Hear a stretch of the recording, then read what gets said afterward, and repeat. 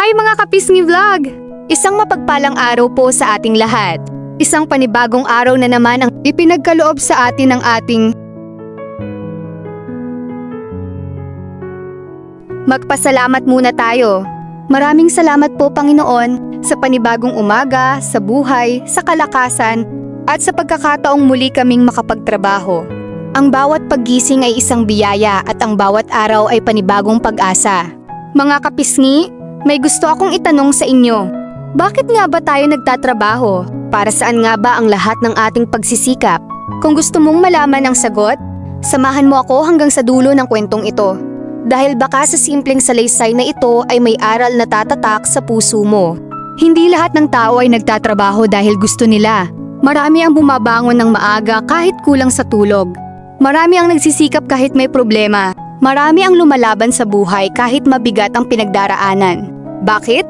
Dahil may pamilya tayong gustong suportahan, may mga pangarap tayong gustong maabot, at may kinabukasang nais nating maging mas maganda. Ito rin ay tungkol sa responsibilidad, disiplina, at pagmamahal sa pamilya.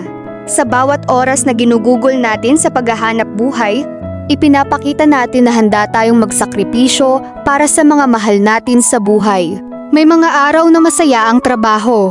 May mga araw ding tahimik. Minsan marami ang bumibili, minsan kakaunti lamang. Ngunit hindi ibig sabihin na kapag mabagal ang takbo ng araw ay wala ng pag-asa. Ang mahalaga ay patuloy tayong naniniwala na darating din ang tamang oras ng pagpapala. May kasabihan nga, ang taong masipag at matiyaga ay hindi man yumaman agad. Hindi rin mawawala ng pag-asa. Isa pa, ang tagumpay ay hindi nakukuha sa isang iglap, kundi sa araw-araw na pagsisikap at pagtitiwala sa Diyos. Napakaganda ng mga salitang iyan dahil totoo sa buhay. Kung minsan ay napapatanong tayo kung kailan ba darating ang ginhawa, ngunit tandaan natin na ang Diyos ay may tamang oras. Salamat, Panginoon, hindi mo ako pinabayaan. Kaya sa lahat ng nanonood ngayon, anumang trabaho ang mayroon ka, ipagmalaki mo ito. Gawin mo ang iyong makakaya, maging mabuting tao, maging matulungin, at huwag kalimutang magpasalamat sa Diyos sa bawat biyayang dumarating.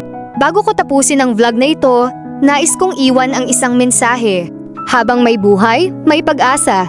Habang may sipag, may pagkakataon. At habang kasama natin ang Panginoon, walang pagsubok na hindi natin malalampasan. Maraming salamat po Panginoon sa walang sawang paggabay, pagprotekta, at pagbibigay ng lakas sa amin araw-araw. Ikaw ang aming sandigan at pag-asa sa bawat hakbang ng aming buhay. At sa inyong lahat mga kapisngi, maraming salamat sa patuloy ninyong panonood at pagsuporta. Sana may natutunan kayo. Hanggang sa susunod na kwento. God bless po sa ating lahat. Ingat po kayo palagi at huwag kalimutang laging manalig sa Panginoon. Maraming salamat mga kapisngi. God bless. Huwag kalimutan mag-like, comment, at share mga kapisngi vlog hanggang sa muli. Bye!